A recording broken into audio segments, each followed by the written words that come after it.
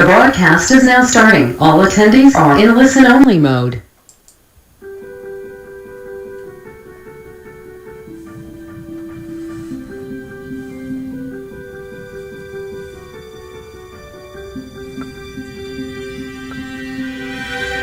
I close my eyes and I can see a world that's waiting up for me, that I call my own. Through the dark, through the door, through where no one's been before, but it feels like home. They can say it all sounds crazy. They can say I've lost my mind. I don't care, so call me crazy. We can live in a world that we design. 'Cause every night I lie in bed, the brightest colors fill my head. A million dreams are keeping me awake. I think of what the world could be, a vision of the one I see. A million dreams is all it's gonna take. A million dreams for the world we're gonna make.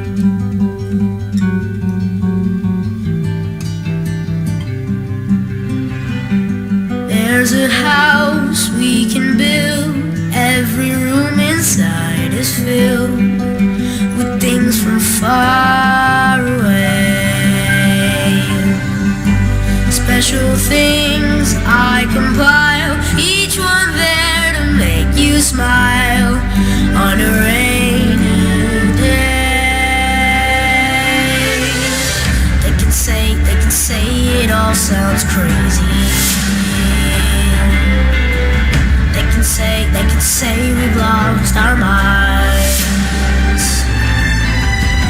I don't care if they call us crazy. Run away to a world that we design. Every night I lie in bed, the brightest colors fill my head. A million dreams keeping me awake. I think of what the world could be, a vision of the one I see. A million dreams is all it's gonna take. A million dreams for the world we're gonna make. However big, however small, let me be part of it all. Share your dreams with me. You may be right, you may be wrong, to say that you'll bring me along to the world you see, to the world I close my eyes to see. I close my eyes to see. Every night I lie in bed, the brightest colors fill my head. A million dreams are keeping me A million dreams, a million dreams. I think of what the world could be, a vision of the one I see. A million dreams is all it's gonna take. A million dreams for the world we're gonna make.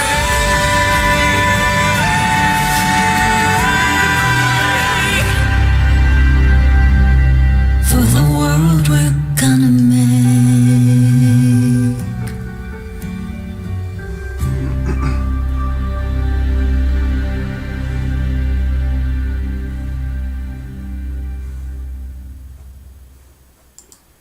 Good morning, everybody. That was one of my favorite songs, really favorite songs. It was from a famous movie, which I forget the name of, but the man that was the star of the movie, Hugh Jackman, was actually visiting my coffee shop one morning.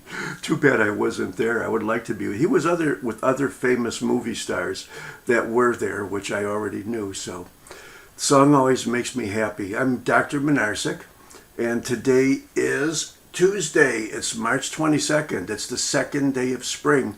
The first day of spring yesterday was like the first day of summer. It was just as warm outside as it was inside, and I took a long, beautiful hike. It just felt so good, except everything wasn't green yet, not even any buds on the trees. This is going to be our 49th webinar of the year. It's called SMS3 because it's our third webinar on the skin and musculoskeletal system. And the part of the skeletal system that we're going to be talking about today are the joints. And we're also going to throw in a little bit on soft tissues. What are soft tissues? Well, you're probably the tissues in your body that are part of your musculoskeletal system, which are not really bone, okay? How about joint and what they call soft tissues? I don't have anything else to say. I hope you enjoyed the coffee today. How about if we close down the ugly guy and put up the beautiful PowerPoints? We're going to start out with a general description of the features that are characteristic of almost all synovial joints. Even the little bones in your ear are synovial joints, believe it or not.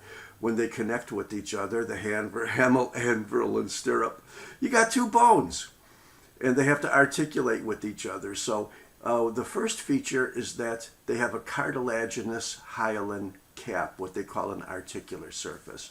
But then the interspace between the two is filled with a lining called synovium. Synovium is connective tissue, but it's also two special kinds of cells, one of which act like fibroblasts, and the other ones are immune cells called synovial cells also, and they are macrophages, believe it or not. Then there's cavity of the synovium, of which the fibroblasts, or one of the synovial cells, secretes various compounds, which makes them nice and oily.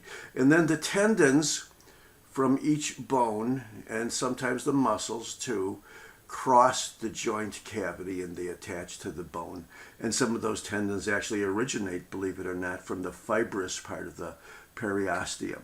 So I guess you could say there's four things. There's a cartilaginous cap, there's a synovial lining, there's two bones, and there's tendons. That's pretty much the feature of just about all the synovial joints I could think of. We're talking about joint diseases today. What could go wrong in that system there? The general term for just about any type of joint disease is called arthritis, and many of them really are true or have inflammatory components. But I would say a good generic word for any type of joint disease and arthritis, even though some of them do not have the classical features of what we talked about in acute and chronic inflammation, but many or most of them do. So we'll be talking about the number one arthritis in the world, which everyone's going to get, probably you, osteoarthritis, and then the big rheumatoid arthritis, the autoimmune disease, and variants and things that are called seronegative rheumatoid arthritis because they don't have the rheumatoid factor, but there's various types like ankylosing spondylitis, psoriatic arthritis, the arthritis you get with inflammatory bowel diseases, particularly Crohn's disease, a reactive arthritis, often following many GU and GI infections. And then we'll talk about some of the bugs that actually like to cause havoc and inflame the synovial joints. And remember, we're talking about synovial joints. There are other joints in the body where there's nothing but fibrous tissue between two bones. Those are not synovial joints. Those are synostoses. And then there's another type of joint where you have basically just a little piece of cartilage between two bones, like the pubic symphysis, or a synchondrosis, like you have in the spine, where there's a nice big fat piece of hyaline cartilage between two bones, rather than fibrocartilage like you have in a symphysis. Talk about gout, pseudo-gout, and then some tumorous conditions, of which maybe only one is a true neoplasm, and it's rare. But the things that can cause growths or bumps, like a ganglion, a giant cell tumor, which may be more of an inflammatory situation than a tumor, but it's like a tumor. And then something that you'll hardly ever see, a synovial sarcoma. We'll mention that when we talk about the soft tissues as well. Okay, well, here's the biggie. What was once called and still called osteoarthritis is probably better termed now degenerative arthritis. You could probably call it the mother of all degenerative diseases because it is a true degeneration. And what degenerates is actually the hyaline articular cartilage as a early form, okay? Now, for it to be a good disease, you have to have not just this pathogenesis, but etiology or risk factors, morphology, and clinical expression. What's the etiology? It's still generally known as sort of idiopathic. I wish I could tell you there's one particular gene that's so universal, related to age, related to trauma. You know, athletes might get it before old people do. And it's a multigenic or multifactorial type of inheritance. There's not one single or two, three prominent genes I could rattle off for you. The morphology, starting out radiologically and pathologically, is thinning or erosion of the hyaline articular cartilage. Sometimes the word eburnation is used to where the entire cartilage is eroded and the underlying bone looks kind of dense and marbleized. I think that's probably the only time in your life where you'll ever hear the word eburnation. Some of the bone lying underneath forms cysts and weakens and forms these little blebs because of the pressure without the buffering of the cartilage.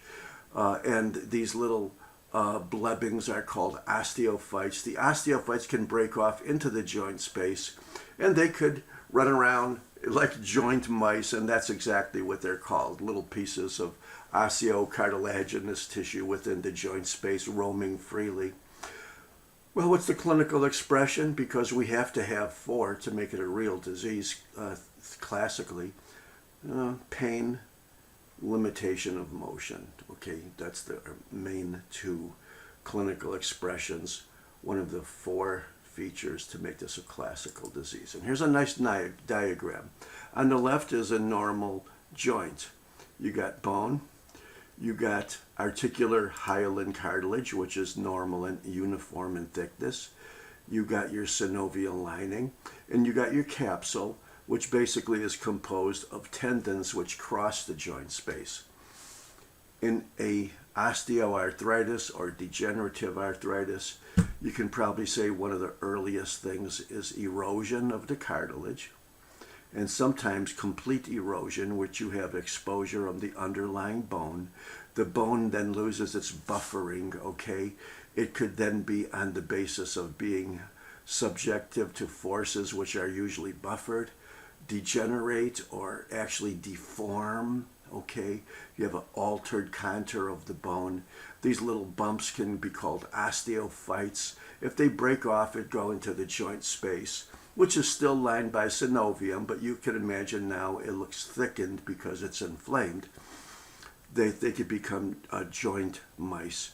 And of course, you could have cysts in what they call the subchondral bone.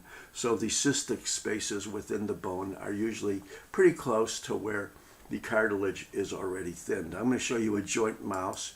Don't be afraid, it's not a real mouse. Okay, here we go. I don't know what joint this is. I guess it could be a knee. You can see some shagginess of the cartilage, and you see a little free piece of bone surrounded by cartilage floating around freely in there. And here we go. Here's a nice little bone cyst or subchondral cyst, very nicely demonstrated by x-rays and CT, of course, as well, where you have bone, but the cartilage, which is now not only thinned, but looks like almost completely eroded, has these little cystic spaces underneath them in the bone as well. On the basis of that, you can have an unevenness. Okay, we don't see it here, but on the basis of this now damaged, more likely to be compressed and malformed bone, you could have these little bumps along the surface, which are called osteophyte. Osteophyte breaking off into the joint space could be called a joint mouse. There might be another name for it, but that's what all the orthopods call them, okay? So here we go. Here is some nice pictures. The radiologist, of course, will be looking at this clear space between the two hyaline articular cartilages, and if it is narrowed or absent, you could say that's going to be pretty much diagnostic and easily found. Okay, if you have the pathologist actually examine that joint for some reason, you're going to see the cartilage has been thinned and perhaps even almost absent, because you can almost see the color of the bone here like you see here. So here the cartilage is thinned, and here the articular hyaline cartilage is just about absent. Sometimes the bone surface becomes sort of marbleized, and that's the term eburnation, okay? Here is the same picture I showed you before. Looks like a femoral head, thinned cartilage, cystic spaces, not quite yet so much deformity on the bone. And you're probably saying, well, why the hell is Dr. Minarsik showing us this? This is not a synovial joint. This is a synchondrosis. This is a vertebral body. But you can have these changes also even in joints which are not classical synovial joints. This you can see some of the bumpiness of the anterior portion of the vertebral body itself, and you could probably call these osteophytes microscopically. You'd see bone and maybe even a little bit of cartilage in there too. Okay, here's another picture, a lateral, where you could see anteriorly there's practically absence of the articular cartilage, hyaline, less density, almost bone going directly to bone. Many bone scans are done on patients with arthritis. Actually, this is probably what you might see in many patients that have cancer, elderly patients also with arthritis. The osteoarthritis, the changes of degenerative arthritis, often result in increased osteoblastic activity, and that's why it might show up as hot knees. And remember, this is generally a symmetrical process, okay? You can see both shoulders, you can see both knees. I don't know if I would call it in the spine. You might see a little hot spot there. That's probably where he was injected with the radiopharmaceutical as well. Here's another hip in which you see just about complete absence of the cartilaginous cap and perhaps a large osteophyte because of the deformation of the bone. If you remember, or no, you don't remember because we haven't talked about it, but in rheumatoid arthritis, the most significant changes are in the MP joints, but then there's the PIP joints and the DIP joints, okay? Well, in osteoarthritis, the classical swelling is in the distal interphalangeal joint, the dip joints, and those are called Heberden's nodes. In rheumatoid arthritis, the primary swelling is more proximal in the proximal interphalangeal joints. They may be called Bouchard's nodes, but the most prominent, and we'll see it, swelling and deformity of the joints in rheumatoid are in the metatarsal phalangeal joints. Here's a arthroscopy in a knee, it looks like, and you could see extreme shagginess of the cartilage, irregularity, and probably even erosion here and maybe here as well.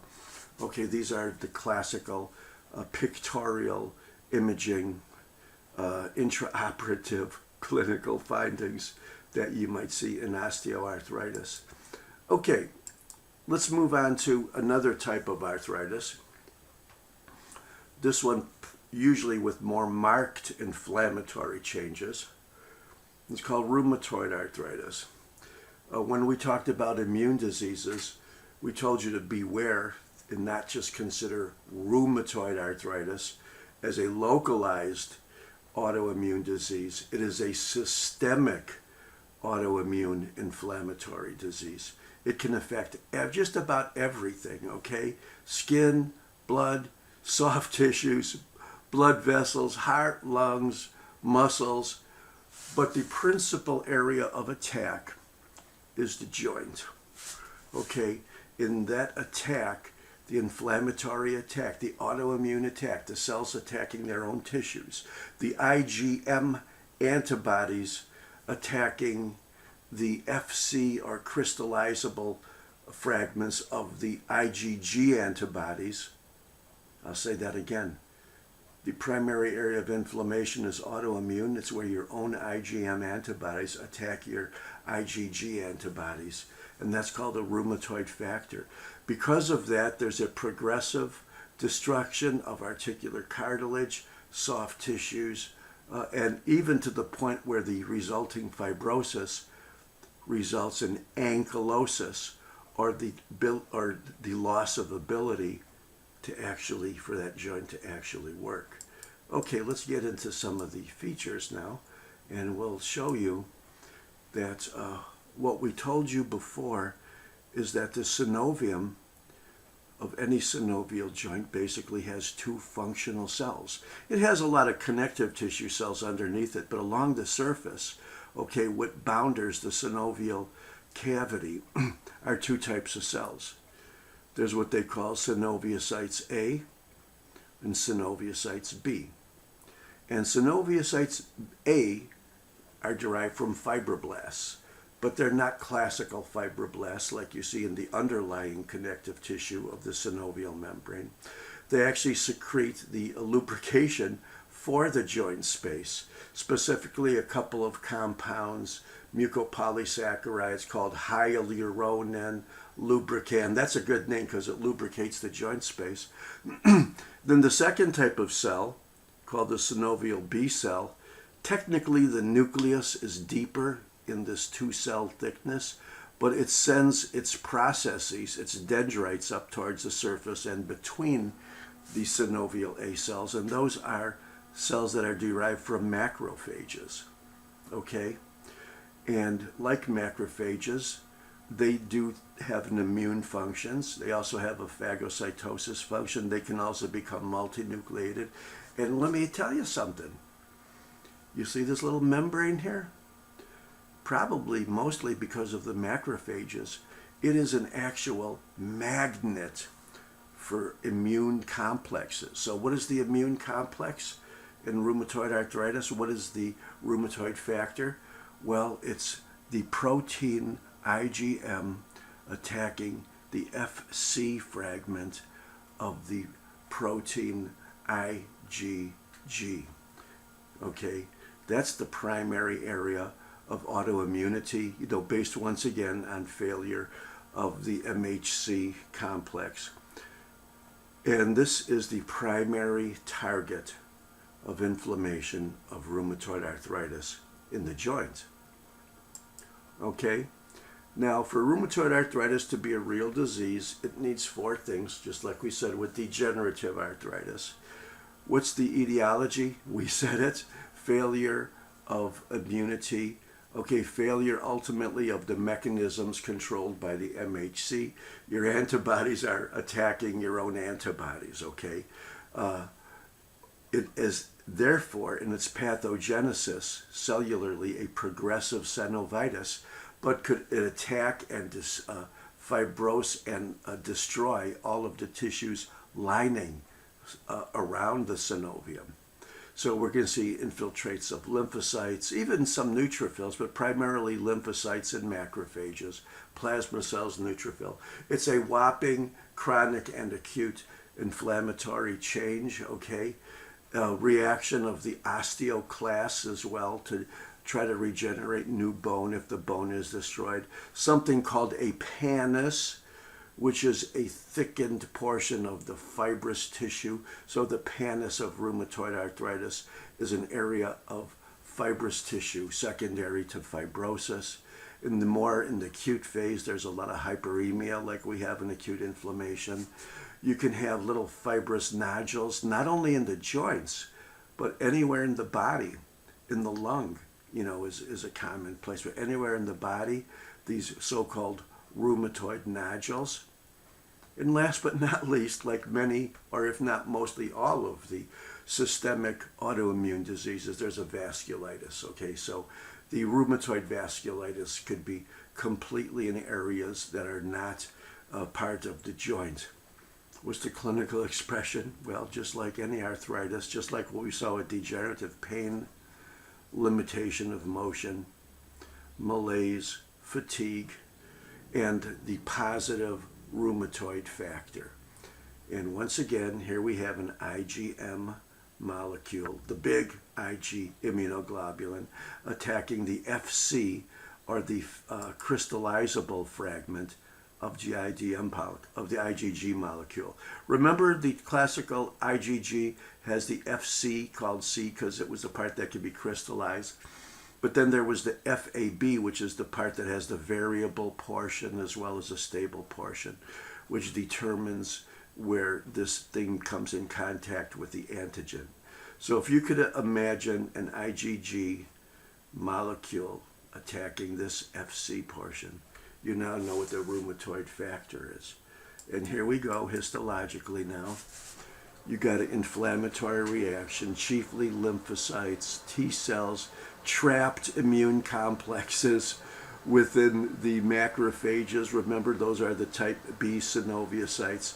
You have pannus, or secondary to the chronic inflammation, you have proliferation of fibrous tissue. Look at this, it's whopping. It almost looks like a lymph node, okay? This is a whopping synovitis. Here we have surface cells, and here we have a whopping amount of chronic inflammatory cells, mostly lymphocytes, but also the macrophages attacking this. And this is a rheumatoid nodule. It may not be part of the pannus that you see in the joint itself. It could be somewhere completely different in the body. And don't forget, you can also have a vasculitis, which could theoretically involve any blood vessel in the body as well. So how do you diagnose it? Okay, well, this is one of those diseases where you can take like a little list. I don't like this, but this is what is seen very often in the textbooks. You could often diagnose this by taking a careful history. If the patient complains of morning stiffness, and specifically morning stiffness lasting at least 1 hour, okay? If the patient complains of arthritis in 3 or more joint areas, of course the earliest and most likely are in the joints of the hands, particularly the PIP joints. Remember, those are the Bouchard's nodes, the metacarpal phalangeal joints, the MP joints, the wrist, elbows, perhaps moving up to the shoulder, ankle, so forth. And these are actually swollen. They have the classical features of a inflammation: heat, redness, swelling, and pain. Remember that? And if you have arthritis of the hand joints, particularly in a symmetrical fashion, a symmetric arthritis, that's another feature. Rheumatoid nodules, these could be actually anywhere, not just over the bony prominences or the extensor surfaces, but in regions which are not directly in the articular region, the juxta-articular region, or even far away from it. Subcutaneous, somewhere else in the body. Positive rheumatoid factor, a test that's easy to perform. And of course, the radiologic changes, excuse me, particularly in the hand. And many of these things, of course, you don't need x-rays for, you don't need labs for. There's often, as they obviously clinical finding, what they call an ulnar or medial deviation of the MP joints, which we're going to see. So that's basically some of the features, and if you take them together at some point in time, it increases your probability that you're dealing with rheumatoid arthritis. So arthritic symptoms plus a positive test for rheumatoid factor would be a generally good way of summarizing this thing. And let's take a look. Look at how these MP joints, okay, there's the metacarpals, there's the phalanges. Do you see how they're thick? And they cause a deformity where the entire finger deviates towards the ulna. And remember, in the anatomic position, the ulna is media. So medial or ulnar deviation of the MP joints, including the thumb. Probably most physicians of any type, when they would see something like this, they would just say rheumatoid arthritis, okay? That's classical. Radiologically, here's a normal hand. Radiologically, here's a hand in which you can see ulnar deviation and thickening of the joints in the MP area.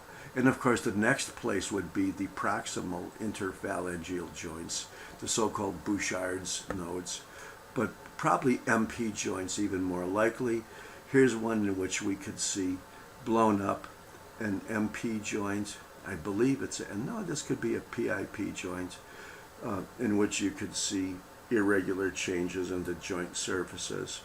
And here's one where you can see a lot of irregularities in the MP joints. MP joints, PIP joints, DIP joints.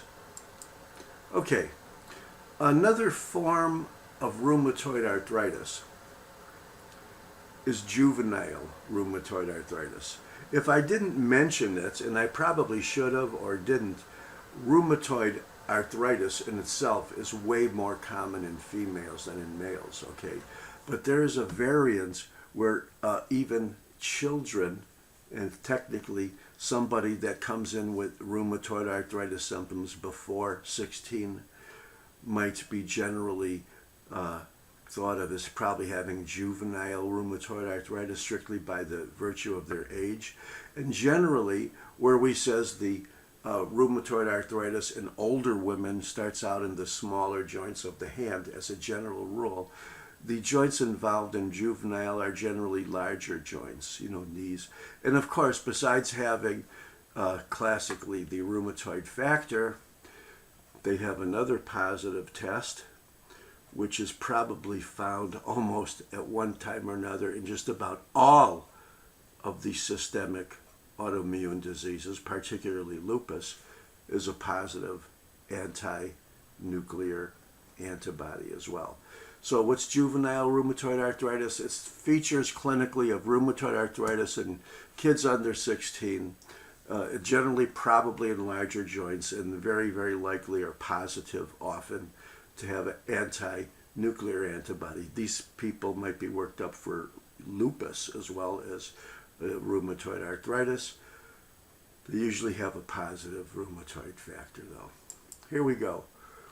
Well, what about the arthritides, which is plural of arthritis, in which you don't have the positive serology of a rheumatoid factor, okay? But they still behave or look in many ways pathologically and clinically like what we talked about in rheumatoid. Well, there's a disease, you could probably call these the HLA-B27 arthritides. In other words, they may mimic rheumatoid arthritis, but the patient probably has a HLA-B27 antigen. HLA stands for human leukocyte antigen, and these are the antigens that are on the surface of white cells. And there's one called B27, and that they're positive for that antigen on the surface of their white cells. They are at risk for forms of arthritis which are not classically rheumatoid. Now, an ankylosing spondylitis, now we're talking about the spine. Technically, it's not a synovial joint, is it? But you could have rheumatoid type changes with fibrosis to the point where the spine actually becomes ankylosed, which means the joint doesn't work. And whereas the classical rheumatoid arthritis was way, way more common in females than males, ankylosing spondylitis makes up for it because most of the patients with Marie-Strumpel disease or rheumatoid spondylitis or ankylosing spondylitis are usually males with positive B27 antigens. Another type of arthritis is generally called reactive as an adjective because it follows infections of the genitourinary or GI system, okay? And the classical example of that would be Reiter's syndrome, which somebody that has not only a urethritis, but a conjunctivitis as well. So you get a patient that has a urethritis as well as a conjunctivitis. He may very, very well be HLA B27 positive. You could measure that in the lab. Not every lab, but a lot of labs will do it. And then people with inflammatory bowel diseases, particularly Crohn's, but also ulcerative colitis, often thought of as being sort of autoimmune diseases as well, because there's no obvious infectious pathogen involved. Okay, those are patients that may have an arthritis, and there are could very well be HLA-B27, and they may follow GI or GU infections. So what do you do with a patient with Crohn's disease and also have an arthritis? That person would fit the ticket here, wouldn't he? Now, we talked about psoriasis a couple of webinars ago as one of the major types of chronic inflammatory diseases, basically in the knees and the elbow areas. We talked about the histology and risk factors and all that. People with psoriasis may get an arthritis too. And if they do, very, very likely, or they could be HLA-B27. So what would you say is the one feature for the types of arthritis that may mimic rheumatoid arthritis, but they don't have the rheumatoid factor, or they don't follow all of the other clinical scenarios? They may very well be HLA-B27 positive. Here's a Marie Strumpel, or what we called ankylosing spondylitis. Here's a normal spine.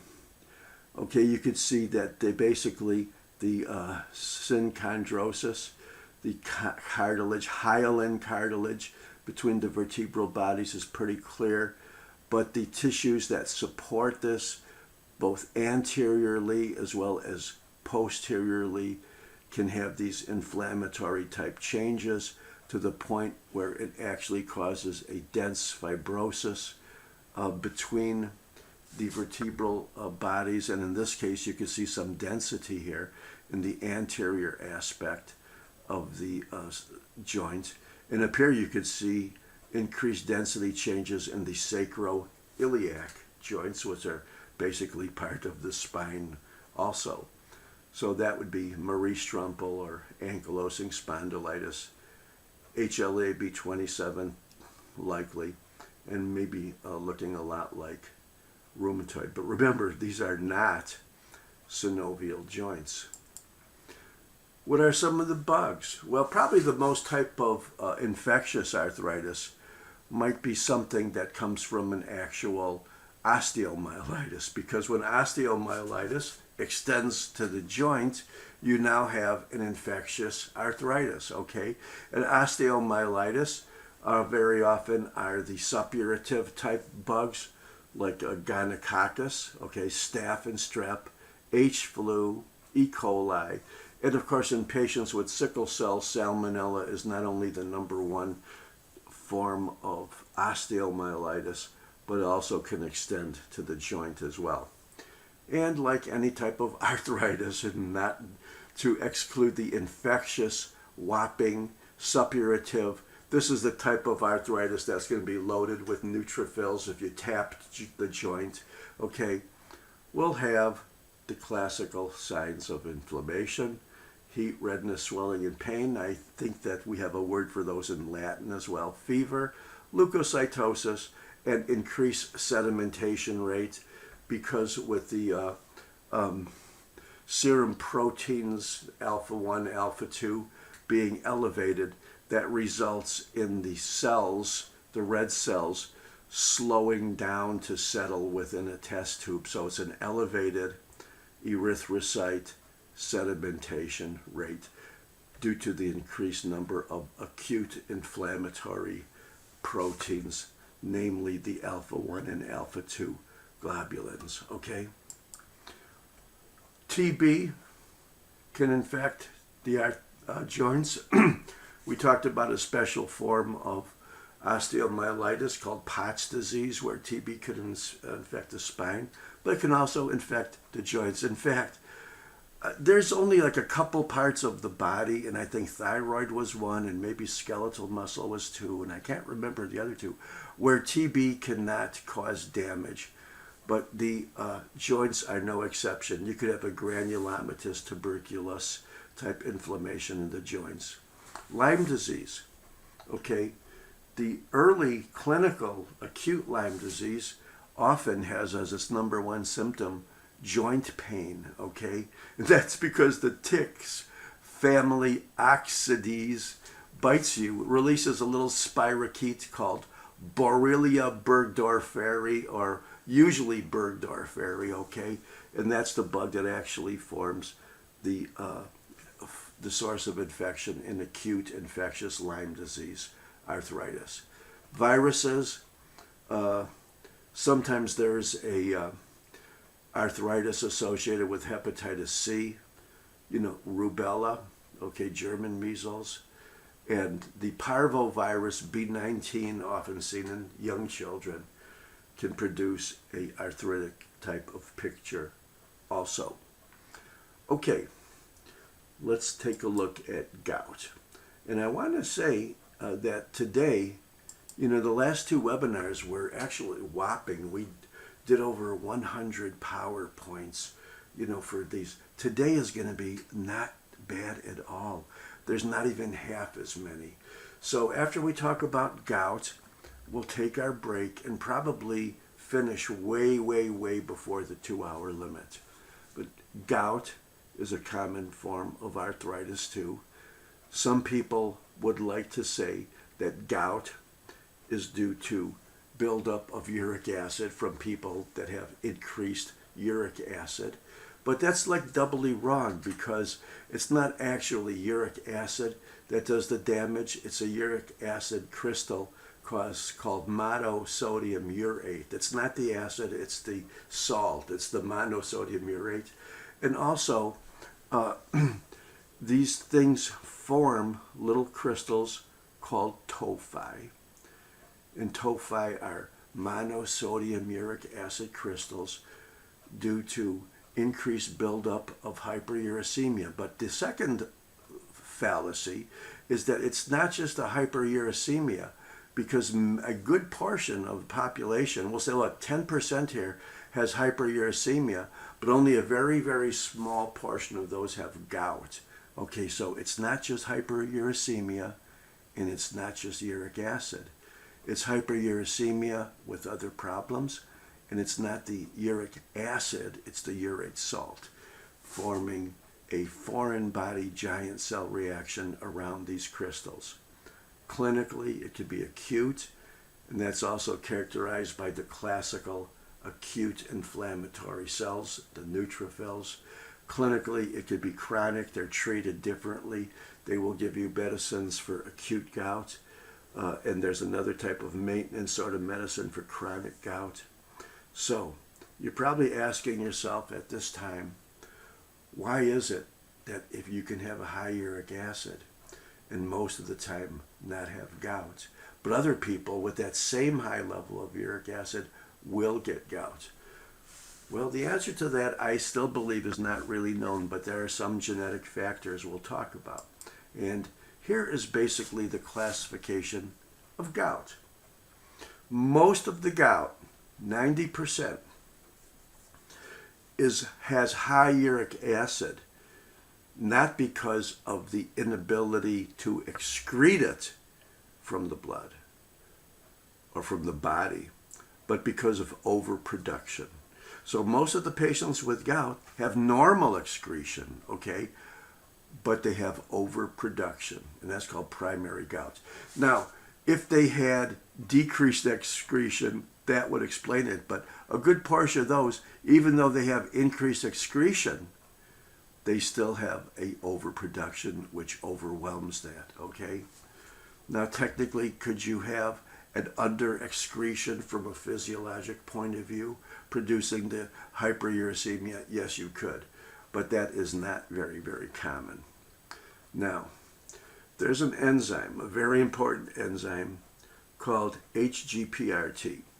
Okay, you could have a genetic defect of it, or you could just have a relative defect, okay, in that enzyme, in which there is an overproduction of uric acid.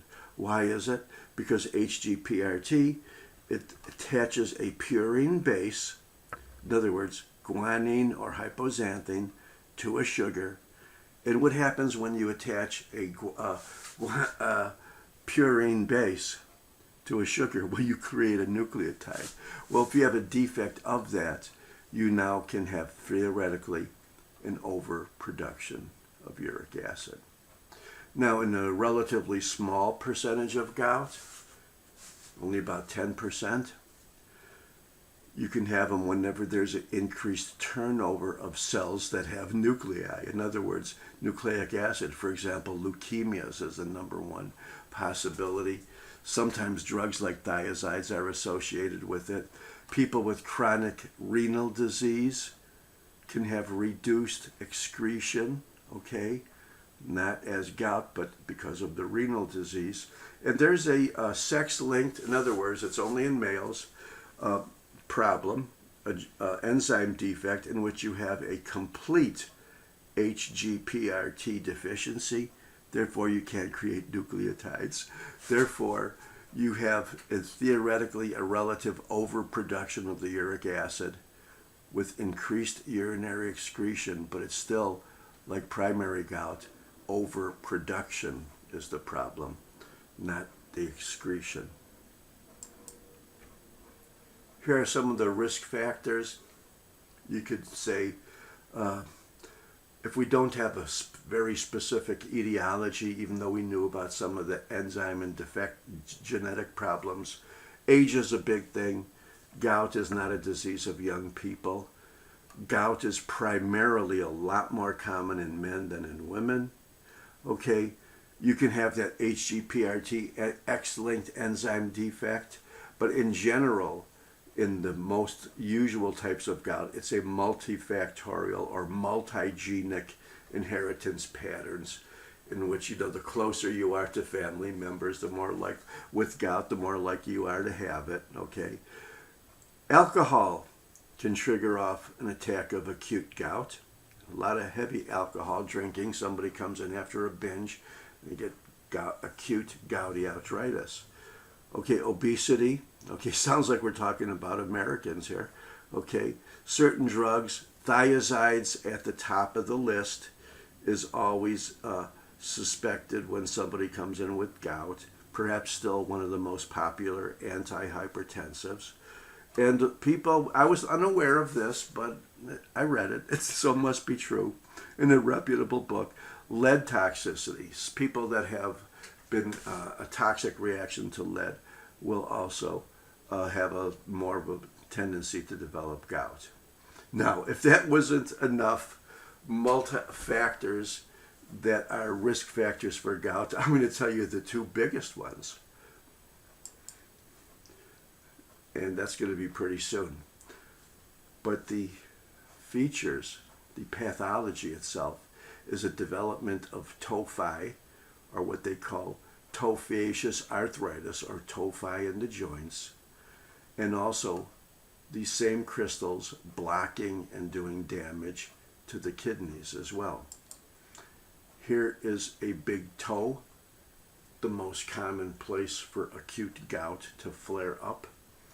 And in it, you can see there's been these thickenings around the joint. If you do not fix this tissue in formalin, but in alcohol, you can preserve the crystal. And you can see here's a clump of crystal, a tophus. And what are these little cells that are reacting around it? Well, these are inflammatory cells. These are primarily lymphocytes and macrophages, even multinucleated macrophages, which makes this a foreign body giant cell reaction. Here's a tophus deposit also, probably somewhere in the big toe. And here's our tophi being deposited around the joint space itself, and even in the bone, eroding into the bone, okay? This is the classical acute gout presentation. Here we are looking closer at the cellular reaction. Here are some crystals.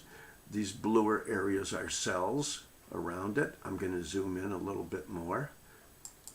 And look, you have crystals here, and then you have all these cells, and some of them are multinucleated, like you see here, and here, and here, and here. So what kind of cells become multinucleated? Macrophages, don't they?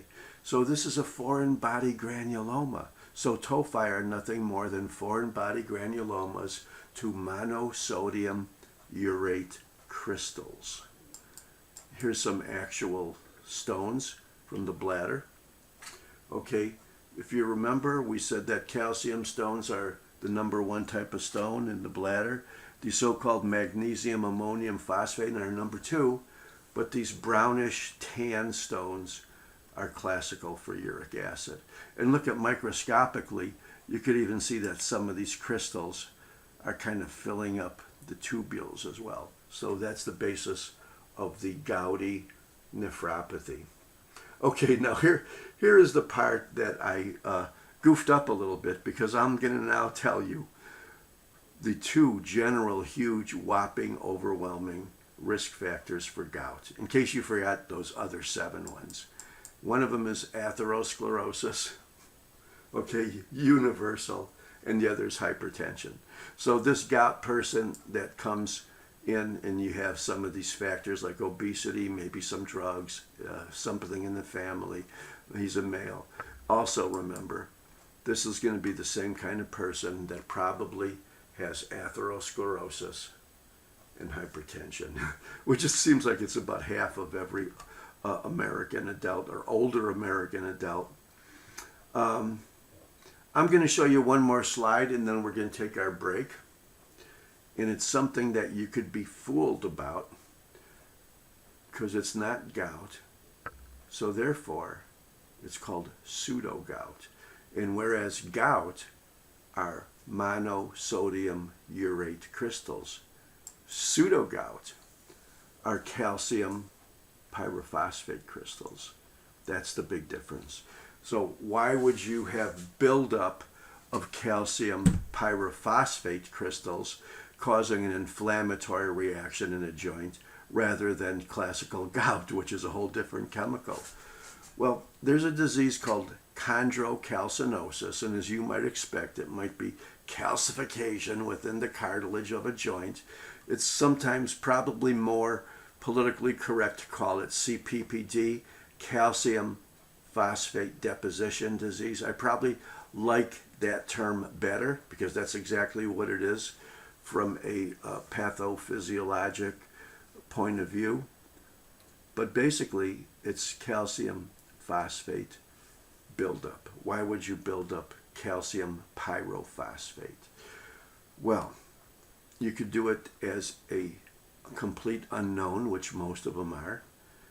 You could have have it in the family, hereditarily determined, genetically determined, or you could have it secondary to other diseases, which would be obvious, like hyperparathyroidism. Too much calcium, a lot of that goes into the joint cartilage. What about buildup of iron or hemochromatosis, usually as a genetic disease, or a disease called hypomagnesemia, hypothyroidism, problem with nails, and even something as common as diabetes? You can have buildup of calcium pyrophosphate in joint, and specifically in the cartilaginous component of the joint. So it's been very often, actually I would probably say more than 10 times, where a doctor, a surgeon, a radiologist sticks a needle into a joint space in somebody that has an arthritis, and he asks you to look at the crystals that might be there under a microscope. Now this is kind of interesting. When you look at the joint space of fluid that's taken out in which gout might be suspected, as well as other things, including infectious arthritis, if you see crystals and they're needle-shaped and they're blue when they're horizontal and they're yellow when they're vertical, then you have pseudo-gout. This is calcium pyrophosphate crystals, are needle-shaped crystals that are yellow when they're vertical and blue when they're horizontal. Now, can I tell you the strange thing? This could also be sodium urate crystals, monosodium urate, okay? But in monosodium urate, the crystals are blue when they're vertical and yellow when they're horizontal. So strictly on the basis of polarizing the joint fluid, you don't have to do any stains, you don't have to do any cultures, but just looking at the fluid that the doctor sucks out of the joint space, if they are blue when they're horizontal, that's pseudogout. If they are yellow when they're horizontal, that's gout.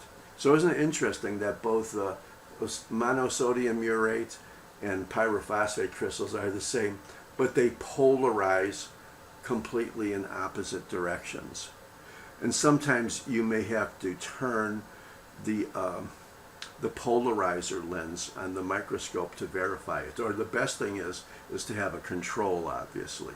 So that's gout versus pseudogout, depending on whether these crystals are yellow or blue, vertical or horizontal. They're opposites. Okay, we're going to take our break now and then come back and talk a little bit about not only joint tumors, but also some of the common soft tissue diseases as well.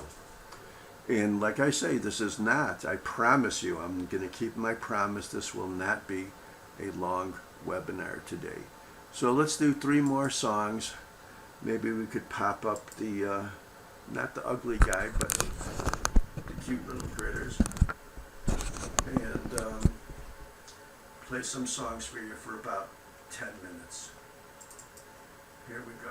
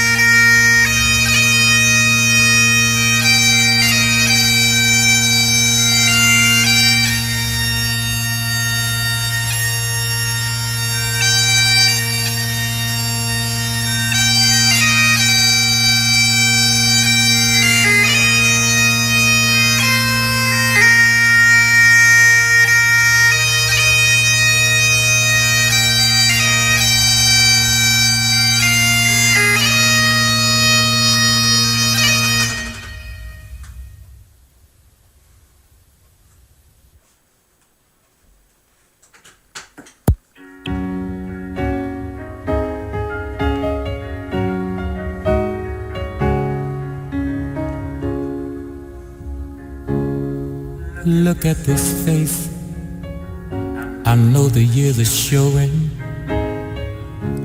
Look at this life, I still don't know where it's going. I don't know much, but I know how to love you.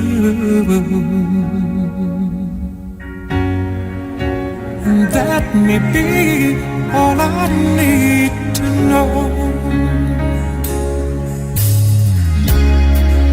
Look at these eyes, they've never seen what matters. Look at these dreams, so big and so better. I don't know much, but I know I love you. And that may be all I need to know. So many questions still left unanswered. So much I've never broken through. And when I feel you near me, sometimes I see so clearly. The only truth I've ever known is me and you.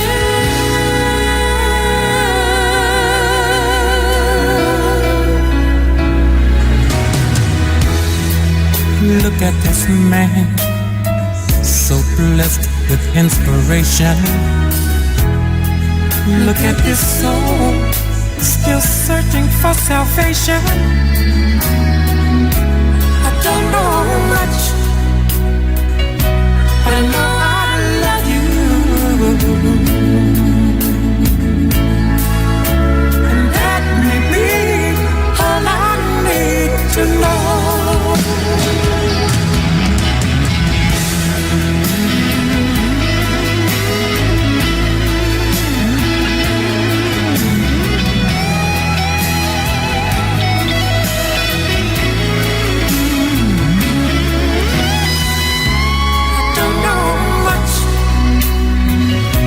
I know I love you.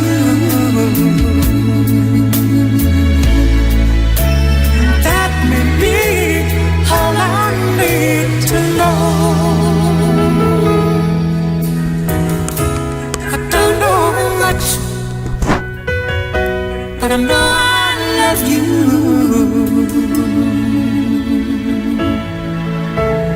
That may be all there is to know.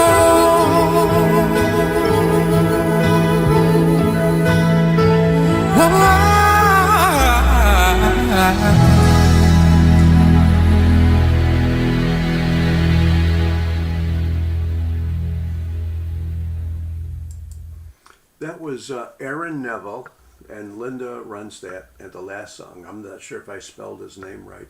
But we also heard Braveheart from the movie The Amazing Grace from the movie Braveheart. And one of my favorite old-time guys, Manilow. If somebody says Barry Manilow is one of their favorite singers, they're probably a depressed yuppie. Now, I live in Zion, okay?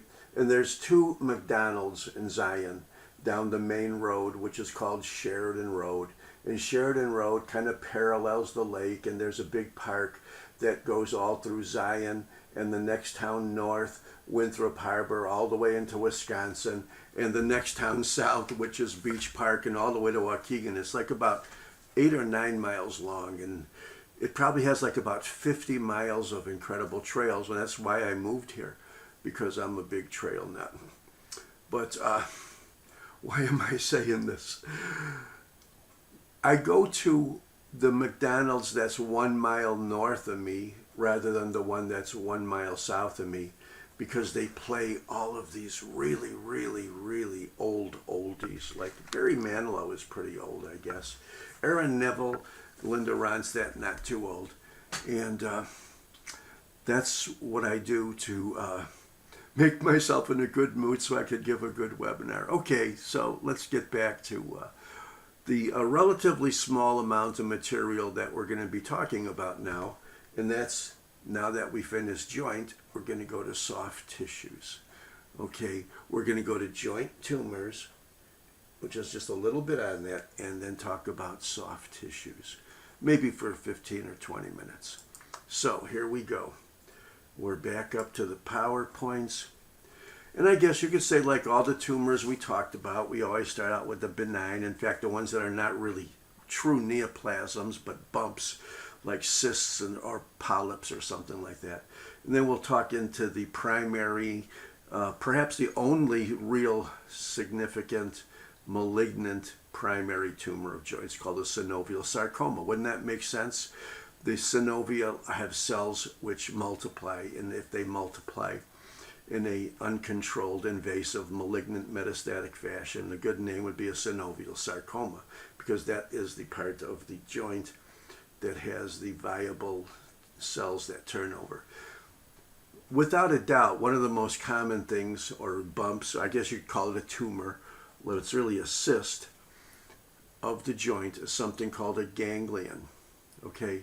Now, not only does synovium line the joint space, but it also lines the tendons that may ultimately connect to those joints. So many of the tendons, you have a wealth of tendons in your wrists, both anteriorly and posteriorly, the flexor and extensor tendons. All those guys are surrounded by a little sheath of synovium.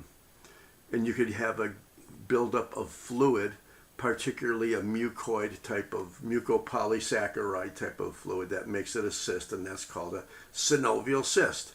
But commonly they're called ganglions. You can also have what is called a benign tumor, because it's a proliferation of fibrous tissue and pigmented cells. So it's often called villonodular synovitis, or pigmented villonodular synovitis. And even though it's an inflammation, it's still regarded, it could be called a tumor because it's a proliferation of fibrous tissue. So I guess you could say it's both arthritis and a tumor at the same time.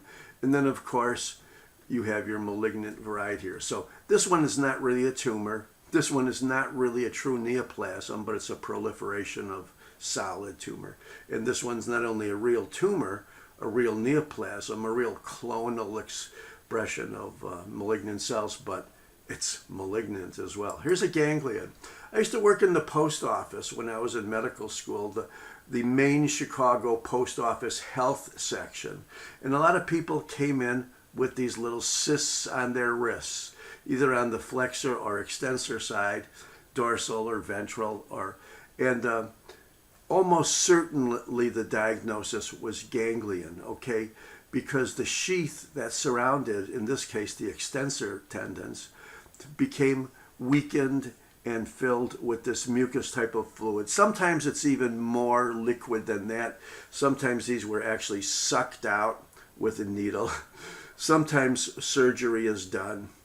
And I think even in the old days, and I hope not too much now, one of the common treatments was to just hit it with a big, thick book and pop that cyst. And of course it would go away, but it would release all the mucin into the, or mucopolysaccharide into the surrounding material. They're very common in people that use their wrists a lot, like mail sorters, for example. And that's why we saw a lot of this at the world's, at that time, the world's largest single post office in Chicago. Okay, here is the other type of tissue proliferation, but it's not a cyst. It is a true expansion of fibrous tissue. And if you look at this picture here, maybe I could zip it up a little bit. Whoa, I shouldn't have done that. But you could see that these little villi look like they're a little pigmented as well.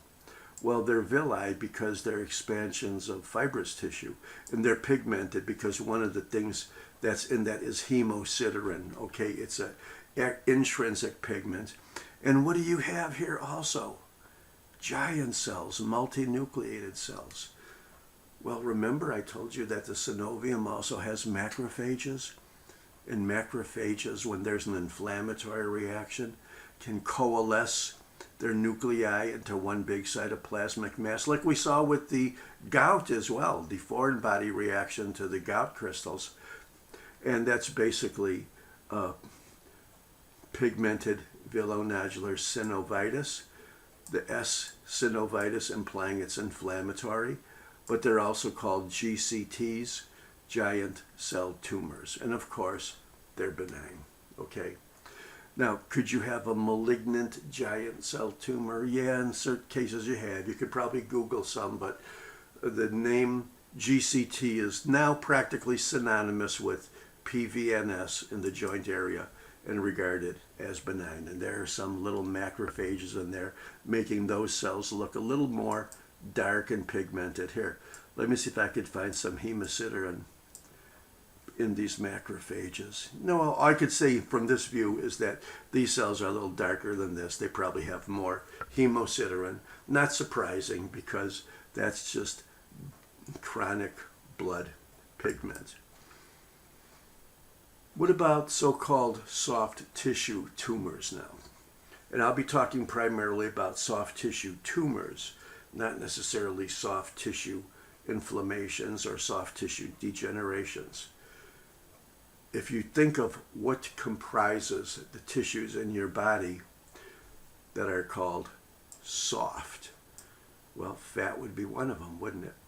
Fibrous tissue, fibrous connective tissue, even if it's dense or loose, it's still considered soft tissue relative to bone, right?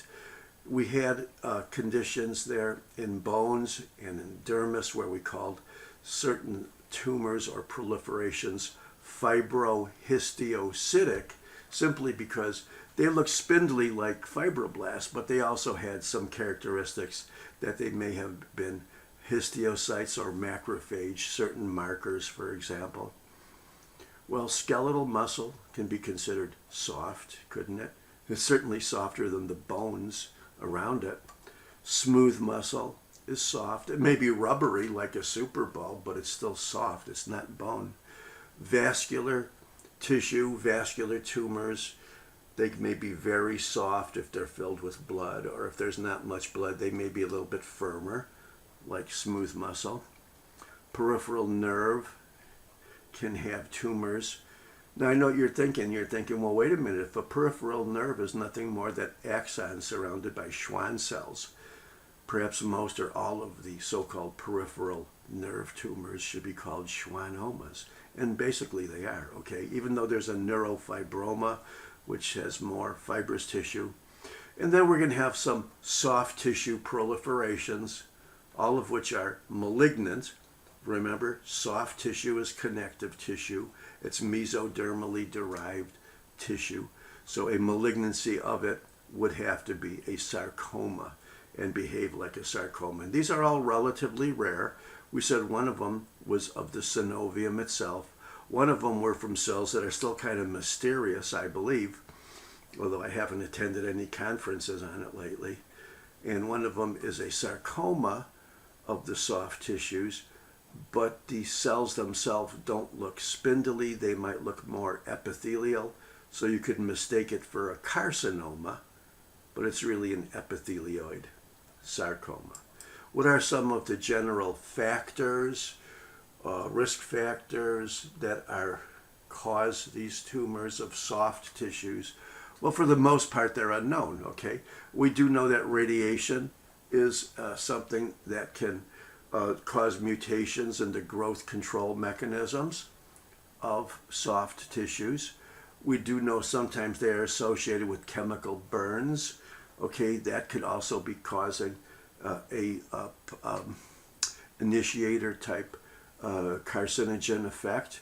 Even thermal burns have been associated statistically more with soft tissue tumors. And also remember that soft tissue is fibrous tissue. So if you have a reaction to something by virtue of a fibrous reaction, that results in the cells in the fibrous tissue having a higher turnover rate, and that itself is a statistical association.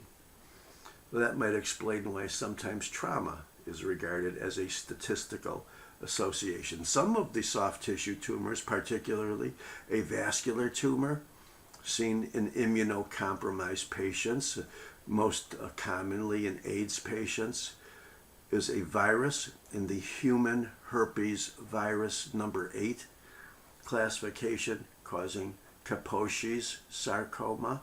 And even though it's a sarcoma, it generally is regarded as a low-grade sarcoma. So if you've seen AIDS patients and they had red blotches and those were called sarcomas, most likely they were not going to die from the metastasis of the sarcoma. Sometimes you could rarely see them metastasize to lymph nodes, but they don't behave like real sarcomas going to lungs early. The genetics are very important. There's genes that have been indicted, and particularly chromosomes. I'm going to show you a big laundry list of many classical translocations of chromosomes, and when one chromosome translocates with another one, that might create a new gene, okay, called a tumor gene, okay? And I think I have the list right here. Yeah, so not only do you have a fusion gene, I called it a tumor gene, but they're called fusion genes, wherever you have one chromosome, usually translocating with another in the area of the translocation on the basis of the two genes now behave as a third type of separate gene called the fusion genes. And these are the particular genes that are associated with these types of soft tissue malignant proliferations in general called sarcomas. Okay, so you can have we talked about the Ewing sarcoma in kids, but you can also have in the bone, but you can also have an extraosseous Ewing sarcoma. And these are neuroendocrine cells. Malignant tumors of fat have been associated with translocations and fusion genes. Synovial sarcomas, rhabdomyosarcomas, not tumors of mature skeletal muscle, but skeletal muscle precursors. Okay, chondrosarcomas, extraskeletal. These are things you haven't heard of, are they? We can talk about clear cell sarcomas, a type of proliferation that's at least borderline called it's in the fibrous histiocytoma family. It's then called dermatofibrosarcoma protuberans. They're not totally benign. They're not totally malignant. There's what you call worrisome or borderline. A rare thing often seen in younger women called an alveolar soft part sarcoma, and kids that are born with congenital fibrosarcomas. These are all cytogenetic translocations primarily resulting in the creation of a fusion gene. Here's the definition, okay? There's a lot of controversy about what a fusion gene is, but basically it's a hybrid gene formed by two previously independent genes. One from one chromosome, the other from another chromosome, because in a translocation you have a crossing over. It can result because of an interstitial deletion, an fusion, translocation, and it's present in many types of these soft tissue tumors. I don't expect you to memorize them. I could never. I don't think anybody's capable of it. But you should know, in the soft tissue tumors, particularly malignant ones, you can have these translocations between different parts of chromosomes resulting in a fusion gene. If you're looking at a soft tissue tumor through a regular microscope, most of the cells in general, benign and malignant, the cells look kind of spindly. Why? Because that's what connective tissue cells look like, fibroblasts. If the tumor is deep within the body, that's often called a desmoid. If it's superficial near the skin, it might be called a dermal tumor, which we talked about before. One of the most important things, not just in smooth muscle, but many or most of the soft tissue tumors, is to look at the mitotic rate. The more mitoses, the quicker it's growing. the more likely it is to be malignant. Okay, and remember, when these do become malignant, if it's they could very easily spread to the lung quickly, because sarcomas go quickly, generally speaking, through blood vessels, not lymphatics. If you wanted to know the origin of the cells, immunoperoxidase markers would help you a lot. You can always do these genetic studies to find out if these fusion genes are present. However, the most important thing is a consultation, okay? I don't think there's any pathologist I know that's alive that would ever sign out or diagnose any of these cases without showing it to other people. And throughout the years, even in my old days, but even now, there are certain people that are regarded as soft tissue tumor pathologists, and it's a very, very, very difficult job, because you're dealing with sarcomas, which are serious, and even though there's a whole wide variety of them, like you see here, they basically may look very, very similar to each other. So let's go through the common components of soft tissues. How about if we start with fat? A true lipoma, microscopically, looks absolutely the same as normal fat. If I showed this picture, whether it was a normal fat or a lipoma, which may have a little fibrous capsule around it, to a pathologist, and I told them it was normal fat, they'd believe me. If I told them it was a lipoma, they'd believe me. They're just fat cells. Most of the spaces are fat. You can see the little peripheral nuclei. However, the malignant counterpart of a fatty tumor, a liposarcoma, does not look like normal fat. It looks like the cells, the nuclei, are bigger, plumper, darker, pleomorphic, hyperchromasia. You already know all the adjectives by now. But they have a certain type of cell which are big and dark and plump, and they might call those a lipoblast. There's fat still in association with this tumor and the cells. So that might be one of the features, okay? What about regular old fibrous tissue, which is primarily fibroblasts, making collagen? Well, you could have a proliferation of that tissue in a nodular fashion, and that might be called nodular fasciitis. If the arrangement of the cells is worrisome in terms of dark, ugly cells, perhaps increased mitotic activity, you might put in the word pseudosarcomatous, which means it's probably not a sarcoma, but it looks like it. And these are the things that really scare most pathologists, including me.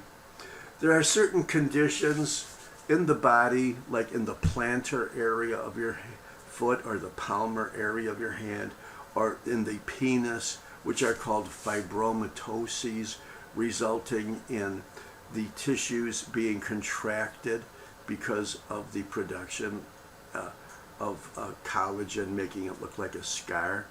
Okay, I don't think you would call that a neoplasm, but you call it a benign proliferation of fibroblasts. On the other hand, there is such a thing as a true fibrosarcoma, okay?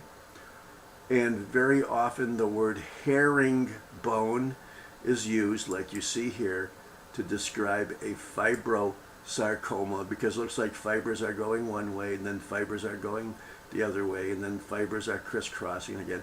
Very much like you would see in a herringbone pattern. Now, if you ever cut the bone of a herring, you might see something like this. On the other hand, I've noticed that a lot of the home decorations are often talked about as having sort of a herringbone pattern.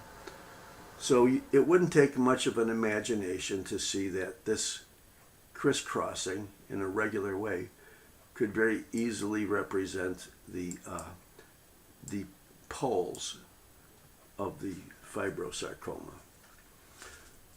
Malignant tumors that may look like this, which think are fibroblasts, are often, however, in the fibrohistiocytic family, which we saw in the skin, which we saw in the bone.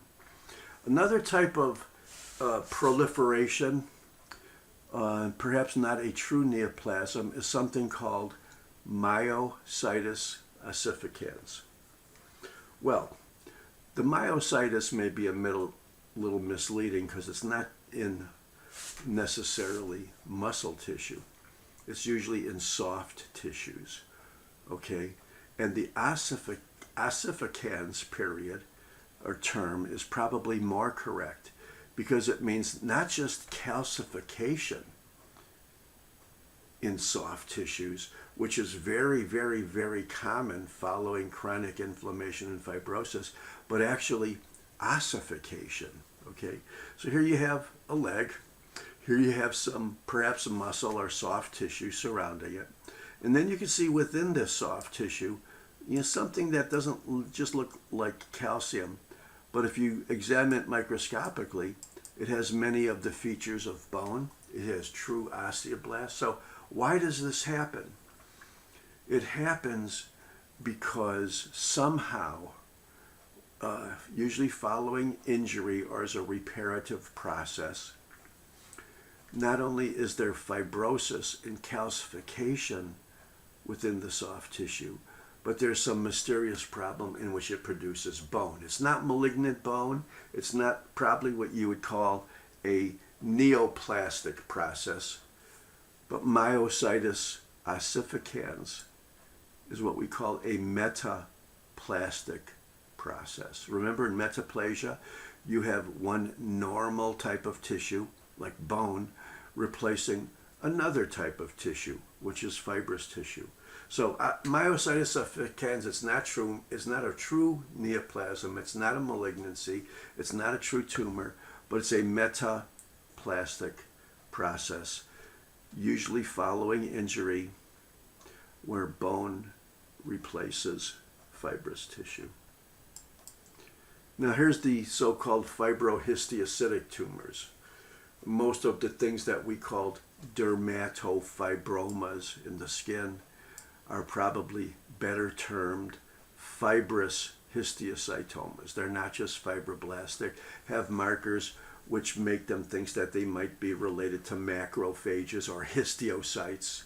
Okay, you could have a bigger proliferation of that same type of tissue and be a little bit atypical and big, and it protrudes, okay, way above the skin. And that's how it got the name dermatofibrosarcoma protuberans. And technically, these are benign, but they can look a little worrisome, okay? On the other hand, they can look downright malignant, like you see here. Big, dark, ugly, haphazard, spindly cells. This one would be easy to diagnose even for me. This one, I think nobody would ever diagnose without getting a consultation to make sure it wasn't really a sarcoma. Because even though it has the word sarcoma in it, it's not a malignant connective tissue expansion. Here's skeletal muscle, and here's something called a rhabdomyoma. So you would think, well, this is going to look a lot like skeletal muscle. And this might resemble skeletal muscle at first glance. There's no striations, but you can see the nuclei are at the periphery. And this would be a rare tumor called a rhabdomyoma, seen technically wherever you have skeletal muscle, including the hearts, by the way, or striated muscle. Here is a rhabdomyosarcoma. These malignant, obviously dark, ugly, pleomorphic, hyperchromatic cells are not derived from these cells, but they're derived from the cells that give rise to these cells. And we find an example of that in the female genital tract in young children, young girls with a rhabdomyosarcoma, also called a sarcoma botryoides, okay? Smooth muscle. Where would you get a smooth muscle tumor? Well, it's wherever you have a smooth muscle. In a woman, the greatest amount of smooth muscles in the uterus, so that's where most of the leiomyomas are, but they could be smooth muscle of blood vessels, smooth muscle of the stomachs, anywhere where there's smooth muscle. And of course, if they're involve the endometrium very much, that could interfere with implantation and so forth. But even though they are they are well defined and they look rubbery. They're not perhaps exactly the same color as the normal muscle. Microscopically, if I showed the world's last 10 pathologist Nobel Prize winners this picture, and I said, this is normal smooth muscle, they'd have to agree with me. But on the other hand, this is actually smooth muscle from a leiomyoma, or benign smooth muscle tumor. You can't tell the difference between normal smooth muscle and a benign, if you don't mind the redundancy, leiomyoma. On the other hand, you can have a smooth muscle tumor that is very ugly looking. You could have dark, irregular, big and small cells. So you might be tempted to call it a leiomyosarcoma, and it could be. However, the thing I want you to remember forever is that the difference between a benign smooth muscle tumor and a malignant smooth muscle tumor is not necessarily how dark and ugly and big the cells are. It's the number of mitotic figures that you can count. So even though there may be a lot of dark ugly cells here, if there aren't many mitoses, it's more likely to be benign. So mitotic count, before you do, a lot of special studies, is the most important way to differentiate benign from malignant smooth muscle tumors, not pleomorphism. Vascular tumors. Well, we talked about them already because we talked about vascular diseases. We said benign hemangiomas by definition and behavior are benign. Same thing technically with tumors of lymphatic vessels, okay? There's a couple of tumors which are at least borderline or perhaps regarded as low-grade malignancy. One of them, even though it doesn't have a malignant sounding name, a hemangioendothelioma or a hemangiopericytoma could invade or behave in a malignant fashion. And of course, the blood vessel tumors that are obviously, unquestionably, undeniably malignant and behave like any sarcoma would behave, perhaps early vascular metastases. Those can just be called angiosarcomas. I think I have one more slide, maybe, or two. I don't know. Oh, well, we're going to be talking about peripheral nerve and muscle diseases in the next webinar, but you can technically have tumors of a peripheral nerve because peripheral nerves have cells. Now, the axons themselves don't become tumorous, but the cells that surround them, the fibroblasts, and particularly the Schwann cells, the Schwann cell is a cell that basically insulates the axon with a fatty coat, okay, myelin. Those cells can become proliferating, usually benign. But I bet you right now, if you Googled malignant schwannoma, you'll probably find some cases. There are granular cell tumors, okay, which are basically tumors ultimately from cells giving rise to peripheral nerves. And of course, you can have a malignant schwannoma. I don't think I've ever seen one, and probably if you see 10 schwannomas, you might see maybe one malignant schwannoma. But basically, those are the only nucleated cells, the primary nucleated cells that surrounds a peripheral nerve. And finally, I'm going to throw at you as our last thing, uncertain, even after all these years, even when I was a resident, we never really understood what was the origin of a synovial sarcoma. But synovium, if you remember, it has fibrous tissue. It has fibroblastic-like cells. It has macrophage-like cells. But basically, they can become malignant. Another tumor called soft part, I believe, is still mysterious in terms of the origin. Often seen in younger women, but that's a soft tissue malignant tumor of still kind of mysterious and very rare. And finally, technically any sarcoma, if you remember, sarcomas would have to have spindly cells because they're connective tissue cells. However, they can often look epithelial or carcinomatous. So an epithelioid sarcoma might be called a carcinoma just on the appearance of the cells. But then if you did certain cell markers, you would see that these cells have the antigenic markers of connective tissue rather than epithelium. So we're done with our webinar for today, and it's only a little bit more than an hour and a half. I didn't break my promise to you. In the fourth discussion on SMS, skin musculoskeletal, we'll be talking about myopathies, disorders of muscles, primarily skeletal muscle, and also neuropathies, or disorders of peripheral nerves. We've already talked about tumors a little bit, but we'll talk about them more, and we'll talk about other diseases of striated muscle and nerve. So we could go home now. Whoops, you already are home. So am I. But how about if we play our final song? And it's also going to be not only one of my favorite songs of all time, it was also one of my wife's favorite songs. It's by a group that is reminiscent and the most famous group that ever came from my city, Chicago, and it's called You're the Inspiration.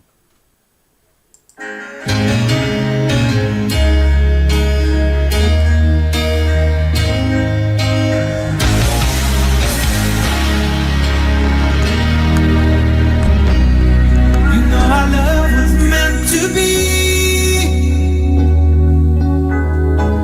kind of love to last forever,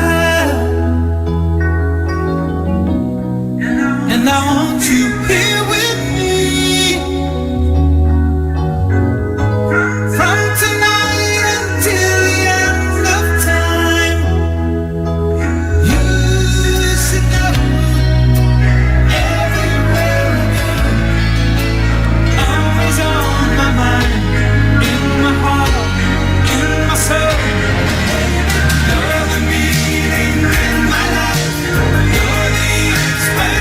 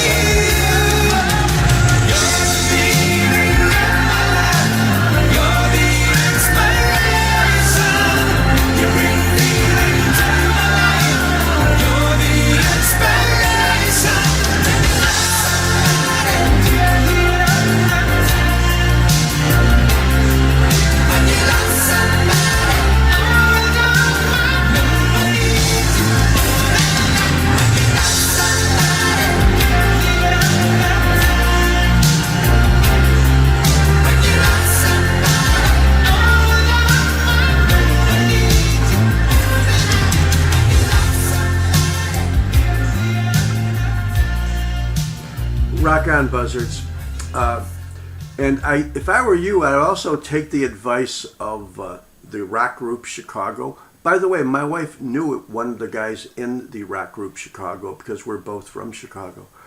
But if I were you, I would take their advice and be somebody's inspiration. Rock on, buzzards.